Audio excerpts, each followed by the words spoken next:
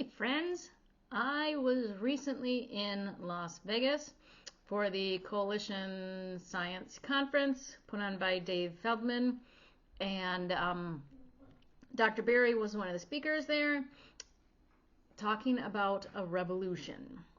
And it was a really great talk. I recorded it and wanted to share it with you now.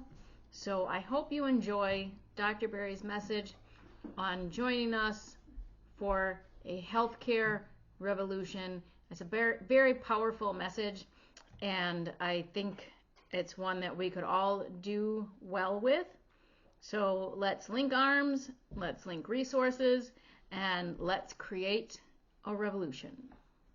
And author, educates on holistic health and combats obesity and diabetes with a significant online presence. Please welcome Dr. Tim Berry.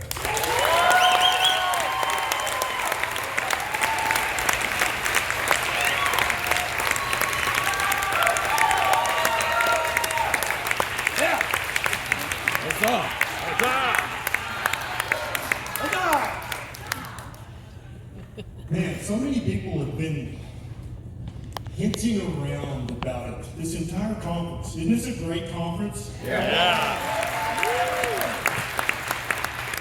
You keep getting just a little taste of it. Keep hearing hints about it. Certain words keep popping up. Have you noticed this? Anybody have seen this trend? The word movement. We need to organize. What else? So let's just put it this way. Rather than beat around the bush about it, which I'm famous for, today I'm going to get to the point, and we're going to call it what it is, if that's okay with you. So first, let me ask you a question. How many of you in this room, and think about this question carefully, because I choose each word of the question carefully. Do you believe that you and your family have a right to eat a proper human diet? Raise your hand if you agree with that sentence. Okay. So there are many ways to take people's rights away, right? And when you think about that, someone had their rights taken away, our knee-jerk response is, well, there's a gun involved, right? But the vast majority of the time, you lose your rights, and there's no gun involved. Yep. Okay? You can be tricked out of your rights. You can be misled out of your rights, either through fraud or by withholding information. You can have your rights taken from you, including the right to eat a proper human diet. You may have noticed in the media over the past year or two, there's an increasingly loud voice talking about certain key foods in a proper human diet needing to be taxed or restricted or outlawed. Well, what's that going to do to you and your family's right to enjoy all the benefits that come from eating a proper human diet? So I'm going to say the word that all the other speakers have hinted around about. When you raised your hand, that was a revolutionary act, especially in this day and age. Saying that you and your family deserve the nutrition and the health that comes from eating a proper human diet is a revolutionary act. That makes you a revolutionary. That makes this a revolution.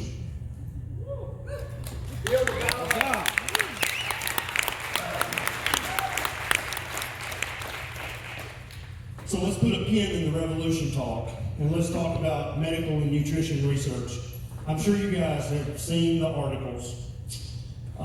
There are multiple ways that we can be misled by nutrition and medical research, right? There's multiple ways. So have you heard about the lack of reproducibility in medical and nutrition? Have you heard about this? So if I do a research study here in the States, and I publish that, peer reviewed, there's how I did it, here's the results. In Sweden, you should be able to repeat that and get the same results. That's called reproducibility. Now, experts in medical and nutrition research who should know say that up to half of all medical research is non-reproducible, meaning you do the same research I did, you don't get the same results. That's a big problem. That's really not very sciencey, is it? Dr. Diamond, that's not sciencey, right? It's not sciencey. No, that is not okay, right? What about the file drawer problem? Have you heard about this? If I'm a big food company or a big pharma company and I spend $1 million designing this research study, I hire all the researchers, I design it, I come up with all the questions, here's the protocol, and then the result doesn't. Now, also, I got some NIH money, National Institutes of Health, I got some federal government money too. Oh, wait a minute. That makes the cheese more binding, I think. I'll tell you why in a minute. But then I get the results of my study, and they don't help me. They don't help me sell pills, and the results are not useful to me. Even though I got public money, in addition to the private money I spent, do I have to publish that study, Dr. Ali? No. No? Not until 2006. Now you need to. I can put that in the file drawer. And you never know. And so it's harder for that to happen these days, but there are hundreds or thousands of papers in the file drawer right now. My opinion is that's scientific fraud. My opinion is that every single one of those studies should be discovered through subpoena or otherwise, and should be published so that the public has access to all the scientific knowledge.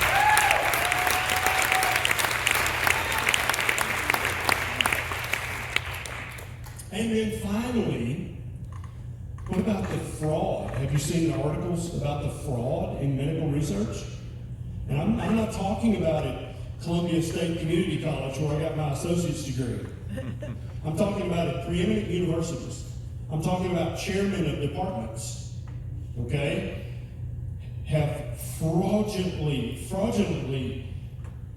made up results, okay? They've literally photocopied images and said, no, this is before, this is after, same image.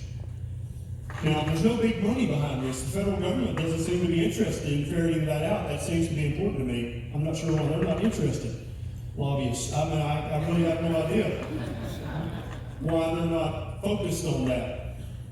But so there are these small little bands of renegade researchers who look at a scientific field and go, this smells a little fishy right here. Let's look into this.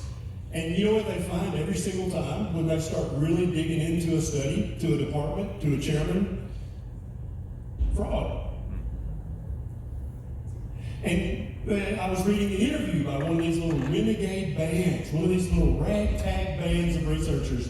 And the interviewer said, well, how commonly do you find fraud? And what they effectively said was, well, I mean, every single time we've looked so far.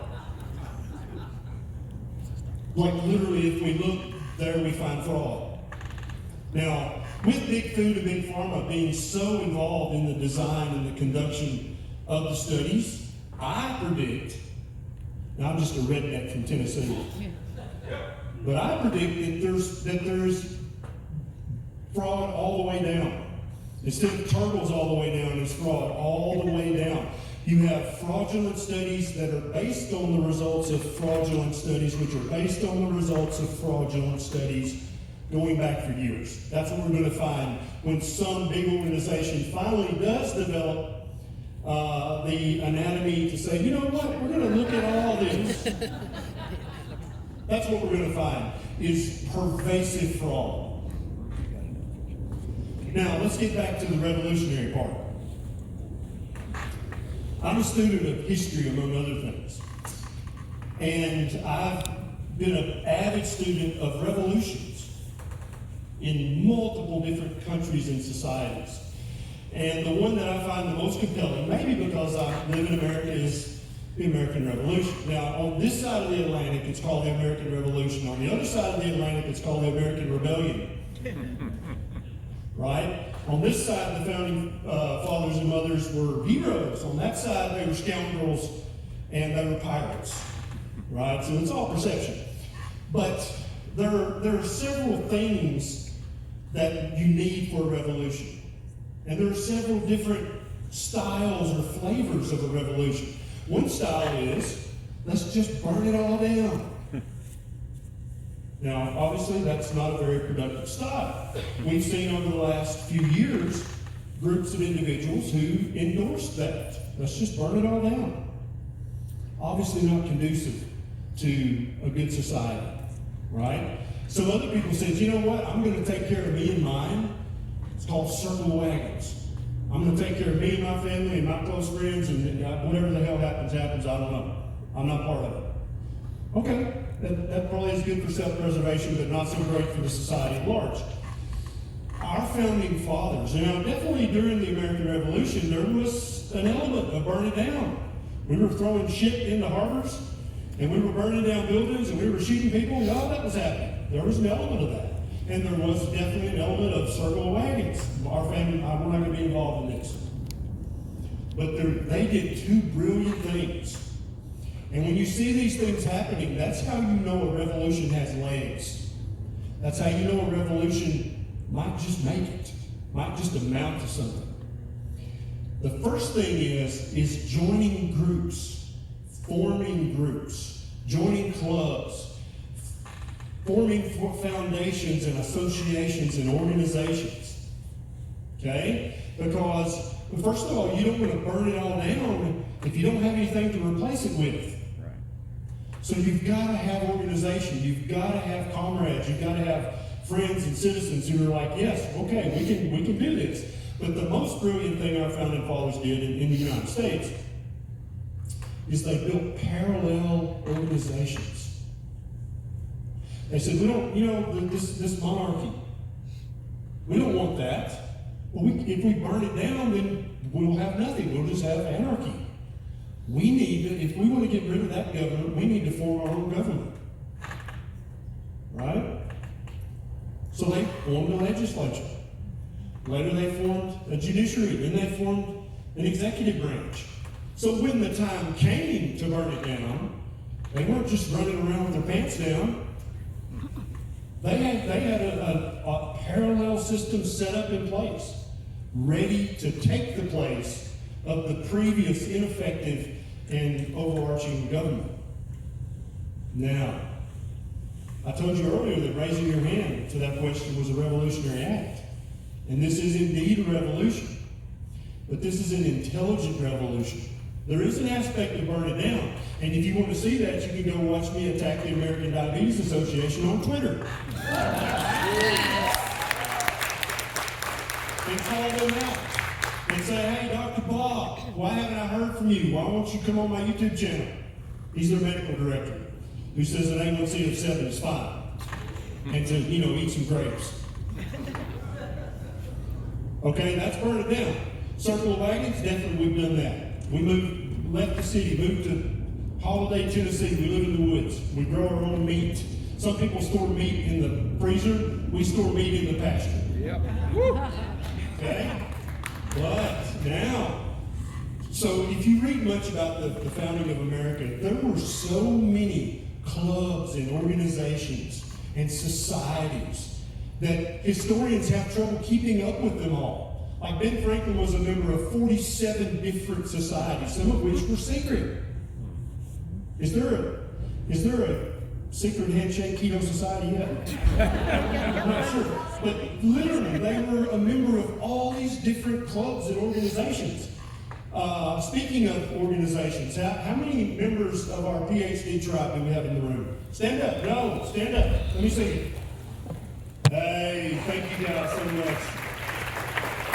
We need a picture. Join a club, join an organization, join a Facebook page if that's the way you swing, whatever, it's fine. But get involved, okay? Now, the final leg of this, and the most important thing, the thing that tells you a revolution's got legs. This revolution has a chance to succeed. This revolution has a chance to change the world and take over the world. is parallel organizations, kind of like the Citizen Science Foundation.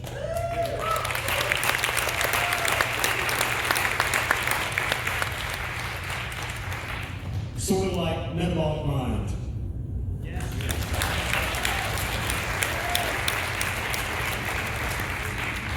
Don't worry, Doug. Also, the Society of Metabolic Health Practitioners.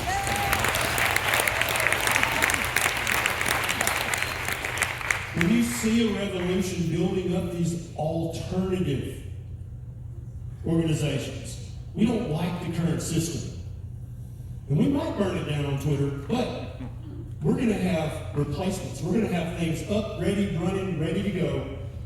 The American Medical Association, as far as I'm concerned, can go straight to hell. Okay? Because we've got the Society of Metabolic Health Practitioners, and if you're a practicing doctor, do you need a standard of care? Nope. You do? Really? If you don't want to get in legal trouble, guess what the Society of Metabolic Health Practitioners has? Standard of care. A printed out standard of care. So when the attorney says, well, are you following standard of care? You can say, yes, I was. Okay? Well, what about all the research, all the fraud, all the file drawer, all that stuff? Well, guess what we've got? We've got an alternative, the Citizen Science Foundation. Now, every alternative organization like that that's helping to lead a revolution, they need your retweets. They need your Facebook shares. They need your Instagram hearts. They do need all that. That's good. But what they really need is your money. Slide. Slide. There you go. Now, I guarantee you there are at least 2 people in this room that do not know what the hell this is. Don't have to raise your hand, it's fine. This is called a QR code. You take out your phone, and you turn your phone on, and you turn on your camera app, and you point it at that. And underneath, a little yellow or blue thing will pop up. You click on that thing, and it'll take you to the Citizen Science Foundation website where you can definitely donate your retweets and your shares and your hearts, but also donate some damn money. Because every revolution, you've got to have money, or you're going to lose, okay? So I want everybody to take a picture of this, and you can do it later, or you can do it right now. But if we're going to have alternative organizations, they have to be funded. Okay? We can't. They love your retweets, but they cannot pay the bills with your retweets. They love your Facebook shares, but the bill collectors do. They don't. Do they? No, they don't. They don't take those. Okay? They need money. And so you buying a ticket to this, that was a donation to the Citizen Science Foundation. But they need more than that. And so if you're able, if you're willing, if you're capable, please give a little bit more. I don't make a penny. Thank you, sir. Thank you. I don't make a penny out of this. I paid to be here. I'm trying to raise money for the revolution that this is. Yeah. The revolution that you are. The revolution that you're going to take back home. If this revolution is going to be successful, if it's going to change the world in a better way, isn't that the goal? Everybody wants to be healthier, sure. But it's awfully damn selfish if you want to keep that for yourself. Isn't it? Let's share it with the world. And let's help the Society of Metabolic Health Practitioners. Let's help the Chris Palmer's group. Let's help Citizen Science Foundation to become the alternative organizations. So when I do burn the American Diabetes Association down, and the AMA truly does go to hell, we already got it. We got organizations waiting in the wings to do the job, and to do the job right, and to do the job without fraud, and to do the job without money sliding under the table, to do the job right, to improve the health of the entire world.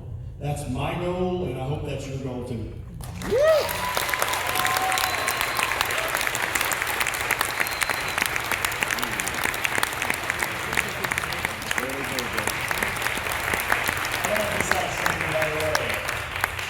There is no under the table with us. I want to emphasize I'm so fortunate that the board for the Citizen Science Foundation is teeny tiny.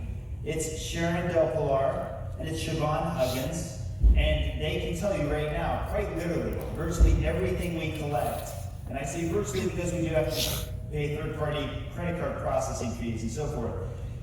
Everything we're collecting is heading towards the science. It's heading towards the Lundquist. You saw Dr. Woodolph last night. It's helping to pay his team, and that's after he's given us a discount for what would normally cost so much. You don't even want to know the numbers. What they normally charge is a lot more, but what I found, to your point on the revolution, is when it looks like it's really earnest, it's really just trying to be a truth-seeking endeavor, you'd be amazed how many people come together when they feel like they're on the right track. Yeah. So thank you so much for pitching this, Ken. And thank you all, because this is a room full of givers. All of us, including the speakers, have paid their way to come here and to make this happen. So thank you once again.